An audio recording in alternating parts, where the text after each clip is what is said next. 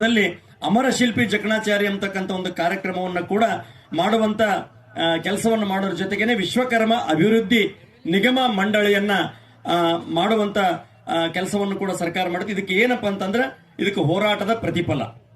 ಇಷ್ಟೆಲ್ಲವೂ ಕೂಡ ನಾನು ಯಾಕೆ ಹೇಳ್ತೀನಂತಂದ್ರೆ ವಿಶ್ವಕರ್ಮ ಸಮಾಜ ಸಾಹೇಬ್ರೆ ಇಲ್ಲಿ ತನಕನೂ ಕೂಡ ನಾವು ಯಾರಿಂದನೂ ಕೈ ಚಾಚಿ ಬೇಡುವಂತ ಜಾತಿ ಅಲ್ಲ.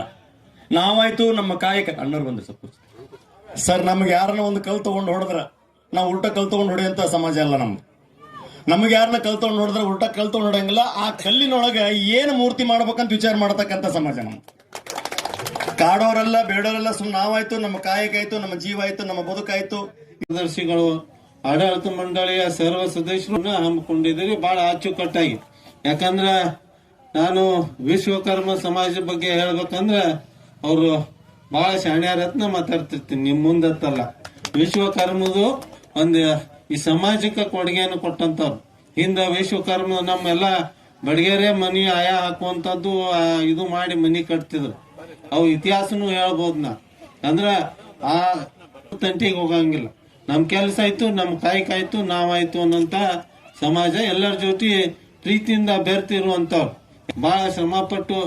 ಈಗ ನಾನೇ ನನ್ನ ಕಡೆನೆ ಪೂಜರಿಗೆ ಅಂದಿನ ನೀವೆಲ್ಲಾ ಪೂಜರಿದಿರಿ, ನಿಮ್ ಕೈಲಿ ಆಗ್ಬೇಕು. ಈಗ ಬಹಳ ಹೇಳುವಂತದ್ದು ಆದ್ರೆ ಆರ್ಥಿಕವಾಗಿರುವ ಒಳ ಸಂಕಟಗಳು ನನ್ನ ಸಮಾಜದ ಇದಾವಲ್ಲ, ಅದು ಇವತ್ತಿಗೂ ಕೂಡ ಯಾವ ಸರ್ಕಾರವೂ ಬಗೆಹರಿಸಿಲ್ಲ.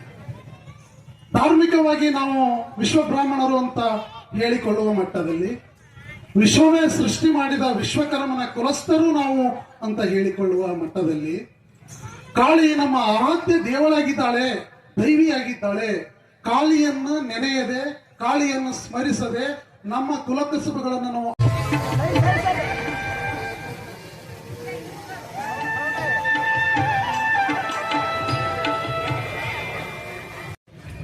ಜೋರಾಗಿ ಚಪ್ಪಾಳೆಯನ್ನು ತಟ್ಟಬೇಕು ಎಲ್ಲರೂ ಕೂಡ.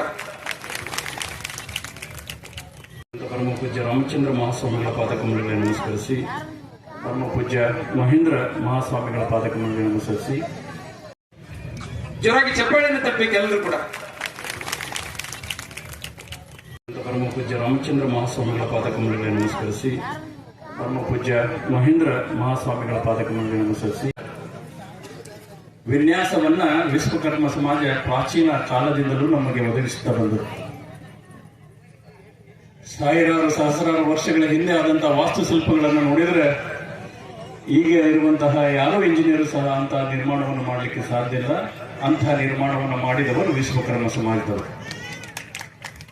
ಇವತ್ತು ಆ ಸಮಾಜದವರು ಜಗನ್ಮಾತೆ ಕಾಳಿಕಾದೇವಿಯ ದೇವಸ್ಥಾನವನ್ನು ನಿರ್ಮಾಣ ಮಾಡುವ ಒಂದು ಸದಿಚ್ಛೆಯಿಂದ ಕಾರ್ಯ ಅತ್ಯಂತ ಶುಭಕರವಾಗಿ ವೈಭವದಿಂದ, ಸಂಭ್ರಮದಿಂದ, ಭಾವುಕತೆಯಿಂದ ಶುರುವಾಗ್ತದೆ.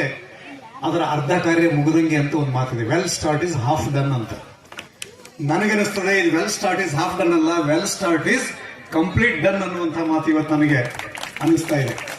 ಸಾವಿರಾರು ಮಂದಿರಗಳವ ಇದ್ರೂ ಕೂಡ ವರ ಹಿಮಾಚಲವಿದ್ದರೆ ಧನವು ಇದ್ದರೆ, ಧಾನ್ಯವಿದ್ದರೆ ವರ ಹಿಮಾಚಲವಿದ್ದರೆ, ಏನೂ ಇದ್ದರೆ ಏನು ನೀನೇ ಮಲಗಿ ನಿಂದಿಸುತ್ತಿದ್ದರೆ ಅಂತ ಒಬ್ಬ ಕವಿ ಹೇಳ್ತಾರೆ. ಬೇಕಾದಿತ್ತು ನಿನ್ನ ತಲೆಗೆ ಗಂಗಾ ನದಿ ಹರಿತದೆ, ನಿನ್ನ ಪಾದದಲ್ಲಿ ಮತ್ತೊಂದು ನದಿ ಹರಿತದೆ, ಇಡೀ ಗ್ರಾಮದಲ್ಲಿದೆ, ಧನ ಇದೆ, ಕನಕ ಇದೆ, ಹಿಮಾಲಯ ಎಲ್ಲವೂ ಇದೆ, ಸಂಪತ್ತಿದೆ, ಶ್ರೀಮಂತಿಕೆ ಇದೆ,